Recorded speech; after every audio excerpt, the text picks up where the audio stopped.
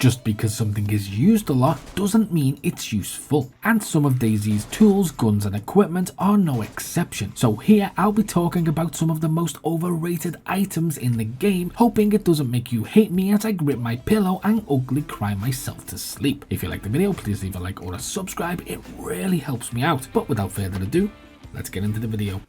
Looks like there's a base over there. Whoa, okay. Somebody just randomly appeared.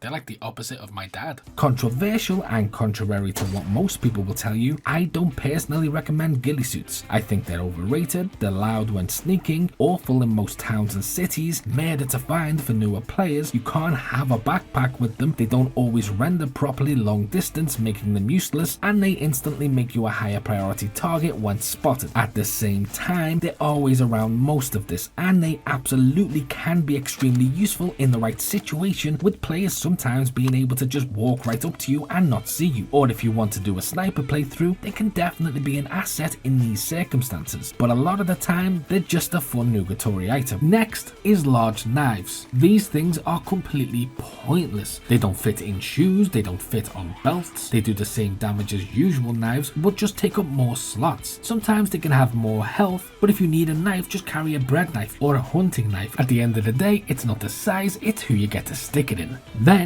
we have cars. There, I said it, they're just too much work to build. Driving is still stiff, although it's definitely been improved. They take too long to get. They're brittle every time you go over a rock, it's like I'm dead. They lead people to your base if you're trying to store one there. They draw way too much attention to you, it's impossible to keep them for long. And anytime somebody sees you in one, you become a huge target and get shot in the eye. Just steal one, don't build them, they're just way too much work. Next is the canteen. These things hold the same amount of water as a bottle. Yes, you can attach them to a belt, kind of like they did to Epstein, but if you need the extra steps for something to be useful, is it actually useful? Especially considering, technically speaking, if you wanted to carry lots of water, there are other options available, and the canteen isn't in the top 3. Next is tetracycline. People love their pills, but unless you're trying to get an interview with Oprah, they're not really necessary. You can almost always avoid illness, and although people say when you start out one of the best things you can get is medicine, it's poor advice. One of the best things you can get is better at staying well. And with vitamins and food providing different levels of immunity, they're not as amazing as people claim. Then we have